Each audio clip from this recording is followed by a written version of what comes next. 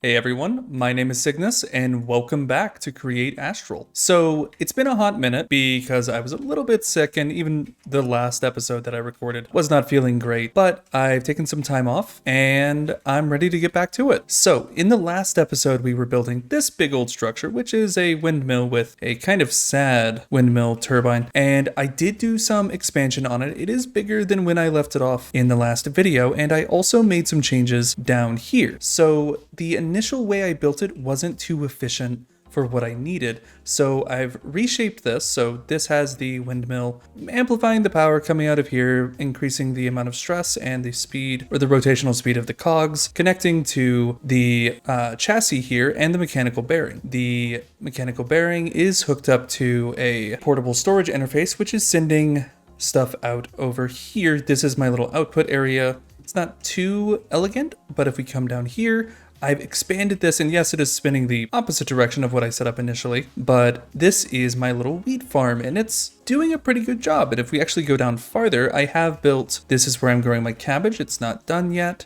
This is where I'm growing my tomatoes and my onions. And down here, I don't have anything going, and I'll probably do something, maybe rice with all that water that's flowing down, but it outputs way up there and drops down into this little chest here. And you can already see it's pretty efficient, except for the fact that tomatoes do rot if you don't do something with them. But we won't worry too much about that. We're producing a lot of them. And the only problem is the output process is a little slow because the conveyor belt isn't that quick. If we speed that up, it'll be a lot more efficient, but that's going to require more power from the windmill, which we'll get to later. Rather, today, I want to start prepping for building a warehouse. I did say last episode that in this episode, we were going to get started on the actual warehouse, but that was a bit of a fib because unfortunately the amount of space I need to clear out for the warehouse is it's a lot, and it's not something that I want to do by hand because let me show you, even after I found some diamonds and put it on my excavator, that's really slow. And it doesn't matter which way I try and do it, it's going to take a very long time to clear out that space. And it's already getting dark, geez. What I'm going to do instead is a mining contraption, which is the purpose of this. This is set up as a little generator for the mining contraption I'm going to set up. And you're probably thinking, what kind of mining contraption can I do? This mod pack doesn't have anything like quarries, at least not accessible early on. So what I'm going to do is a little trick with Create. So there's a functionality of the drills, the mechanical drills, that only applies when they're being moved by something else, such as a mechanical piston or a rope pulley. So if, and let me just sleep real fast. So if a mechanical drill is being powered, or rather pushed by some other part of a contraption, it acts like it is being powered itself. So normally you need to, let's actually place this down. Normally you need to have an input back here to have it work. And that's kind of inconvenient because you would think, oh, well, I can't move that, great. But actually, if we go ahead and ponder these, we can move it to the second tab and it actually shows whenever drills are moved as part of an animated contraption, they work. And we can also attach a chest to it so that they output every block that they break into one area. So what we're going to do, and I've been prepping for this between episodes, I unfortunately had to do some off-camera mining, which I'll actually show you where I've been doing that, and we'll be using the contraption here as well, because I need a lot of resources to build this warehouse properly, and I don't want to mine this out manually. But this is one spot that I have just been carving a tunnel, and over there used to be entirely filled with andesite. There's also some andesite broken out over there, you can kind of see it, but I have been doing a lot of mining, and there's even a place, let's actually go to the surface so the map works properly, but there's a place to the north of here. You can't really see it because the minimap is saying I'm too low elevation. It's over that way. There's a side of a cave that I have been using to just carve out because it's high enough elevation. I'm not really going to get like the caves that I get underground like I do here, but it's high enough that I can just start mining in a straight line and not really worry about accidentally breaking into a massive cave full of water or something. But anyways, that's enough talking. Let's actually get to building this. So what I'm going to need to make this efficient is 9 chassis and 9 drill. And each drill is going to cost chassis, and fortunately before this, I did prep plenty of andesite casings, not chassis, and we'll be able to use that to get our process going. So first things first, I flattened some iron sheets just for this, and I've been collecting a lot of clay and andesite to make andesite alloy at the cost of almost all of my zinc, which shouldn't be too big of a deal. But I have 1 drill, so we're going to need to make 8 more, and we're actually able to make 12, so that works out. So let's do 8 more. The reason I'm doing that many is because I'm going to do a 3x3 grid of drills. I could do them just all in one line or in a little 3x3 square.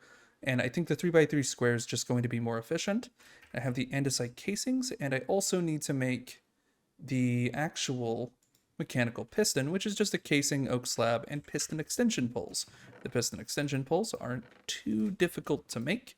They just cost some logs or some planks and some andesite, and we'll actually make a decent amount of these. Let's do like 32. That should be fine because we need a lot of those for the mechanical piston to work. Now all we need is a slab. Any slab will do. Go ahead and make that. And we'll also want to make a rope pulley, which uses any kind of wool. I guess it just sort of unwinds the wool into what we need. And the reason we'll need the rope pulley is because at some point we'll need to change the elevation of the structure. And I don't want to have to rebuild the whole thing every single time I move it up 3 blocks. Because that's going to be inconvenient because unfortunately there are hills in the way. And I don't want to have floating hills. So I'm just going to move it up block by block and build it like that. So let's go ahead and get this built. So I believe this needs to go not like that. Let's build it like that. And we add the extension poles out the back. And right now it's not working because I don't have the right stuff hooked up to it. I'll need to get this spinning the other way. Right now it's spinning to pull it back that way, and that's fine. But pulling 15, let's add a few more. I know this kind of looks ridiculous, but it's perfectly good for what we need to do. Let's do, 20 should be fine for now. And then let's go ahead and, do I have the stuff to make a lever? I don't. Let's go grab a lever real quick, if we have one, or we can just make one. I think I actually have one tucked away, but I'm not too fussed about it, so I'll just do that. And grab a single piece of stone. Bam, bam, lever. And we can go and put this on the gearbox that we set up by the windmill. And this windmill, it's not super efficient, but it's good for what I need it to do. So we can do that, and it will start pushing. Great, that's all we need. And then we will need to hook up this. I will need some super glue. Otherwise, this is not going to connect the way I want it to connect. And I don't want to have another repeat of what happened last time. That was not fun. I had the half of the windmill just chopped out, and oh boy, I don't want to do that to my base. So we're going to build a little 3x3. 1, 2, 3, 1, 2. Actually, let's build it a little offset. I think that will be a little easier because I want it to go like this way. And I know I have this section. I can just move it over. So that's, I'm not too worried about it. I can just swap it over here. And I actually made sure I will have space going through those to do exactly that. So let's do 1, 2, 3, 1, 2, 3, 1, 2, 3. And then we get the drills. All of those slapped on properly. Then if we do that, and I don't think this is the right type. Let's see. Can I? Hold on. Let's see if I can just slap some glue on the front of that. Does that work? No. Okay. Then let's pick that up real fast. I know I have to rebuild all of that. Oh no. And we're going to put a slime on the end to make it a proper sticky mechanical piston. And I do have plenty of slime balls. So do that and that. There we go. Sticky mechanical piston. And these are just so much more efficient than actual pistons. They're not instant, which is a downside, but you don't need them to be when they do what they do. So we'll attach that, and that should attach to everything. And then we need the piston poles, and let's go out to 20 again. 19, 20. There we go. So this should all be stuck on properly. So we're going to give it just a little test. There we go. Okay. So it's just going to push forward and just start breaking everything in front of it. And isn't that cool? Like, it's completely automated. We don't have to even do anything. It's just going to go in the background while we're sitting here. And if we decide that 20 isn't enough, we can just attach more when we pull it back. And for actually elevating it, all we really need to do is attach a rope pulley to this and set up a new contraption so that it's powered when it gets up to the rope pulley. And I think we would only need to move a couple of blocks to get that to do what we need it to do. But this is an incredibly easy to make mining contraption that's just going to go through and do all of the work for you. You're probably thinking, oh, well, what's happening to all the blocks? And well, let me show you. So I can pull this back, and just like in the windmill over here, it actually has its own storage, and we can attach a portable storage interface to it so that it just outputs everything we need. So we do this, and then we will set up a little bam, bam, interface, bam, chest, and then we attach these to the contraption. And when we turn it on, we can add more of these real fast. Hello? Oh, it's because I'm not close enough to the end, I guess.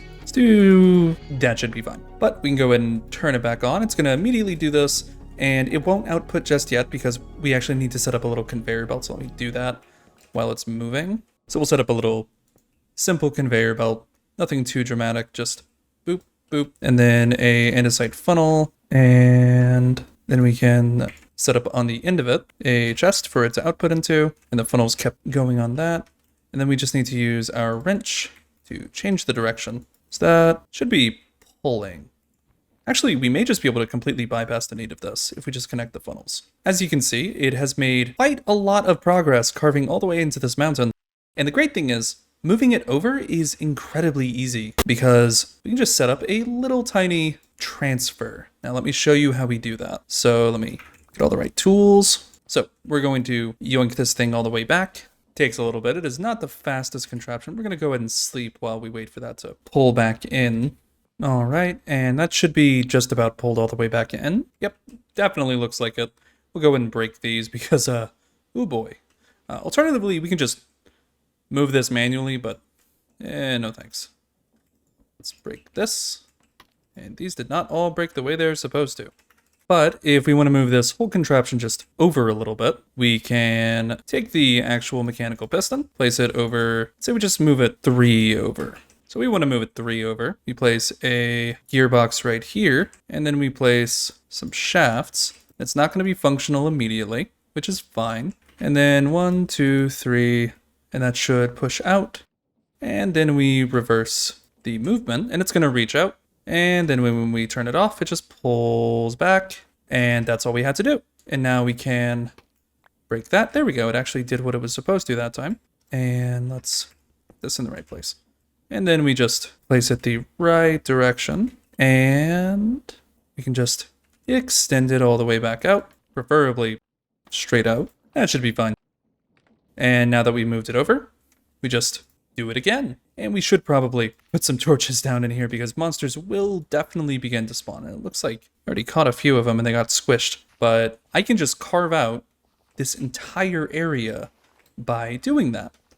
And I think that's what I'm going to do. So I'm going to take, it should only take a few minutes, but I am going to skip ahead into the future. And you guys will probably just see a little time lapse of this getting carved away using this contraption. I may come back to show you the rope pulley method. And it looks like it's slowed down. Oh yeah, if it starts to hit ores, it slows down. Dirt is a lot easier to carve through than any other method. But I'm going to slowly carve out this mountain, and once I carve out the bottom layer, I will show you how I move it vertically to keep everything moving nicely. The way I'm going to do that is still using this, but I will just use gearboxes to climb it upward, and I may need to make some more of those. So I will see all of you in just a few moments.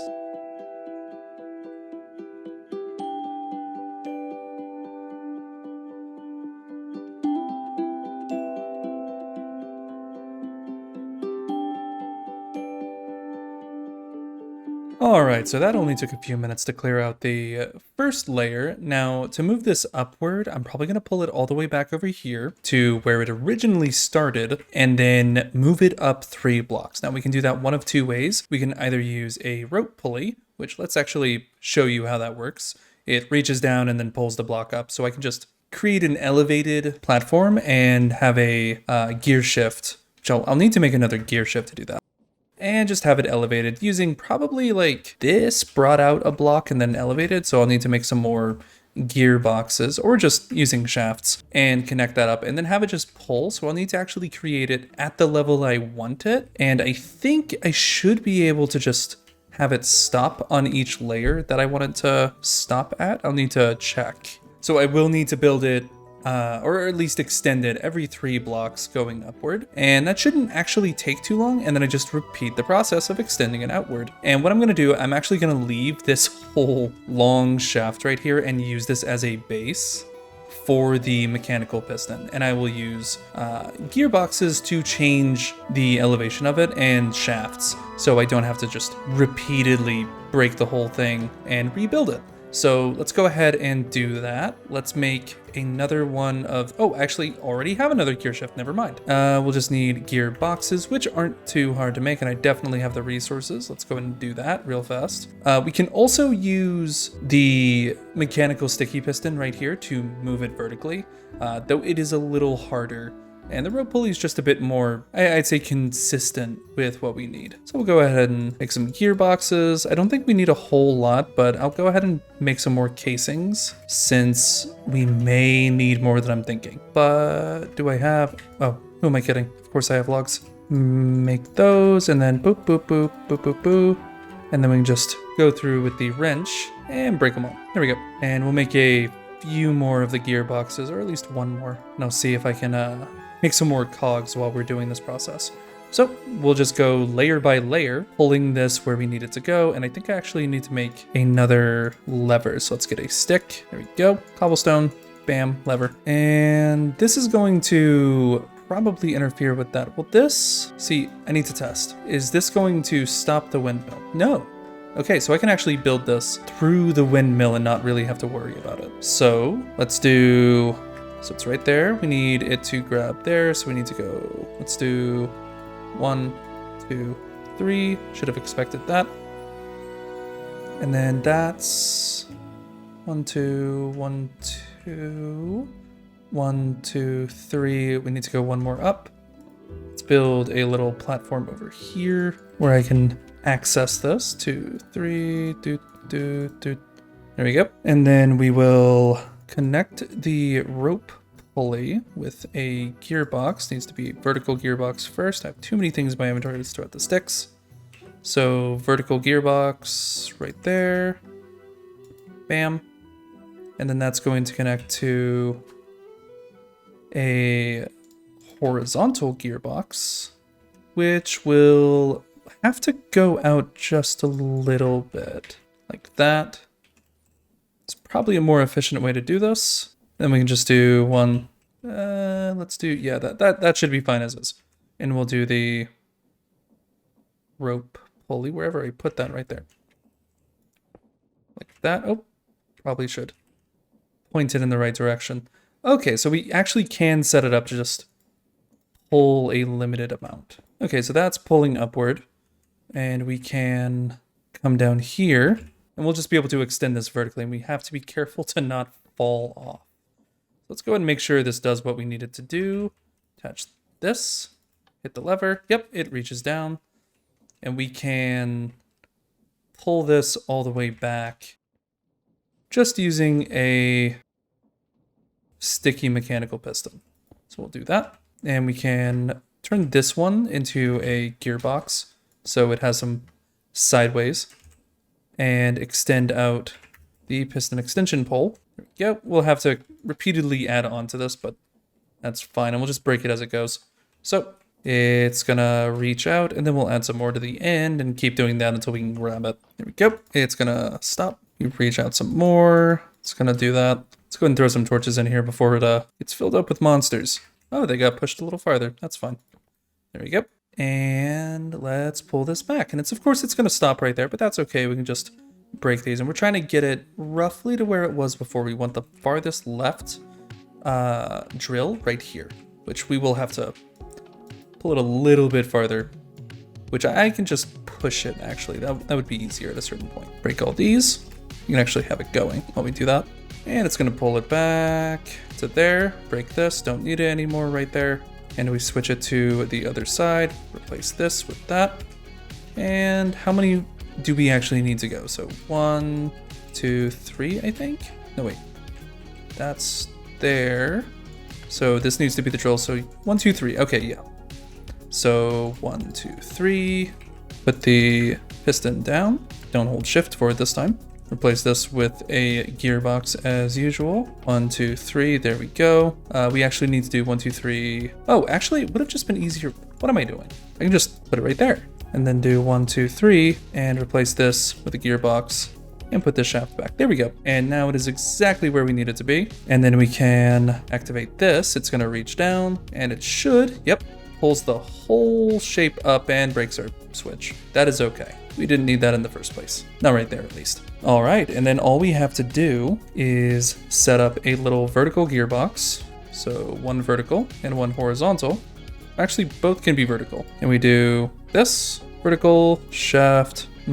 Actually, that might be a little inconvenient. Let's see if we can rotate this a bit.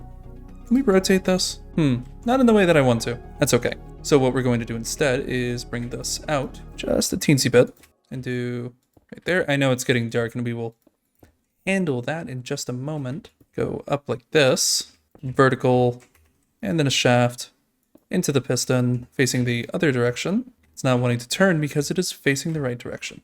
There we go. And we will extend this out the length it needs to be. There we go. And it shouldn't still be connected up there, so it should be fine. Yep, we can just push it and it's gonna get back to work. So let's go ahead and sleep, and I will see you guys in a few moments once we've cleared out the rest of this hill. It's gonna take me like 10, maybe 15 minutes, so it shouldn't be long.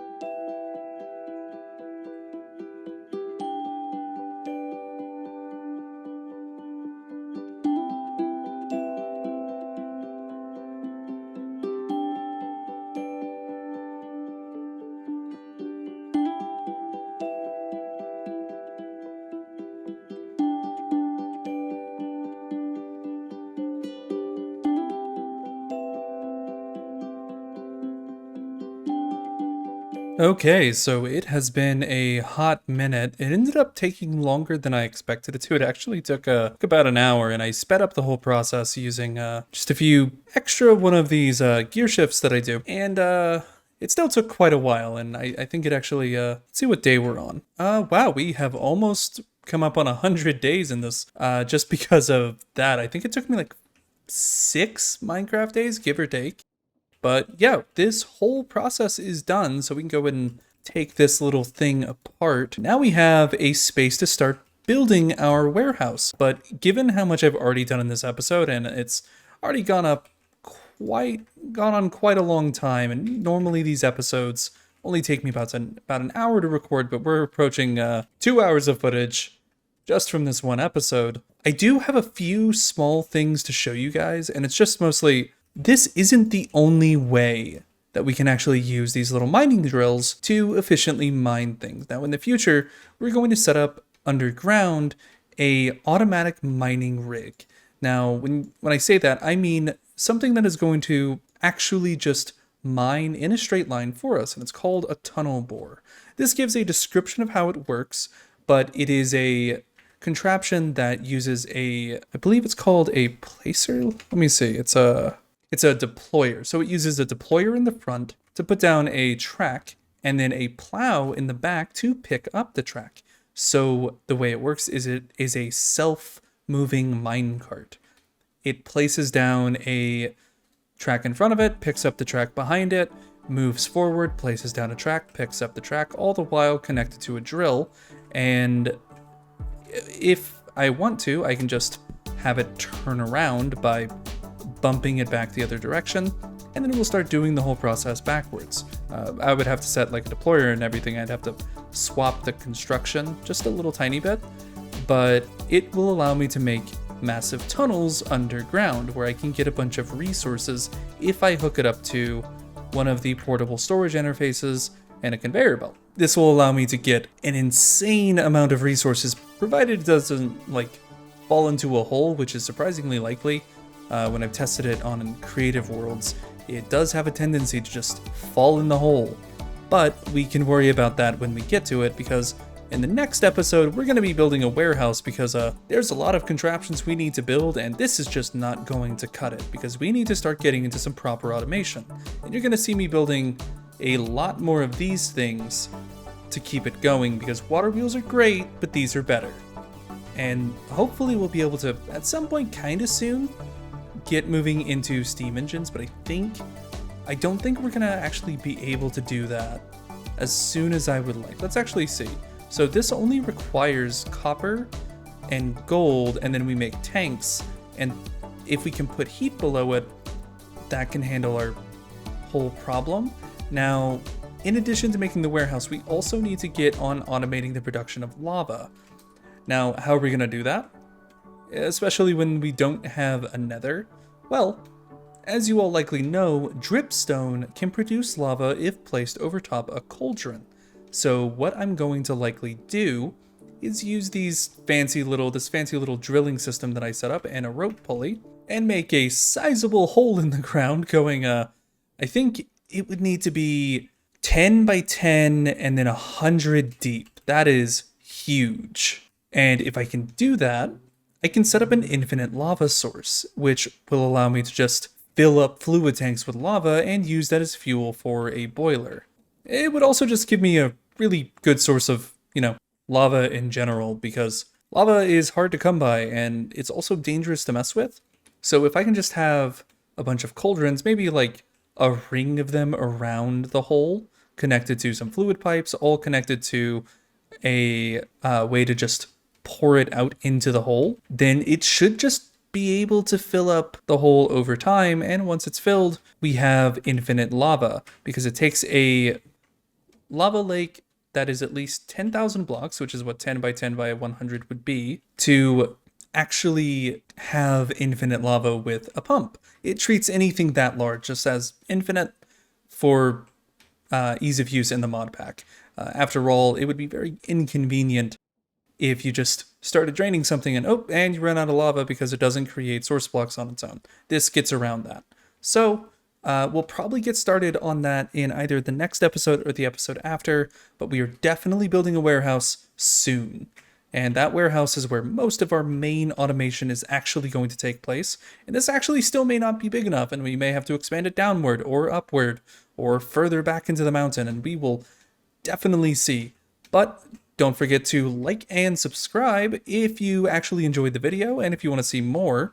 And I'm actually starting to do some other series beyond just the Let's Play, and I have shorts going up on TikTok. And if you're not already, and if you use the app, go ahead and follow me on Twitter, or whatever it's calling itself now. I think it's like X or something. I don't know. Go ahead and follow me on there too if you just want updates about what I'm doing. And in case you're curious, I am planning to stream again, and it's probably going to be on Twitch. Once I do that, I'll probably make an announcement over here and you can catch me over there streaming. Just because YouTube streaming is, I like it, but it's a little broken. I also don't want to just have a bunch of live streams just sitting there, and I'll maybe do VODs later. Anyways, that's enough of my rambling. I will see you all in the next episode. Bye-bye.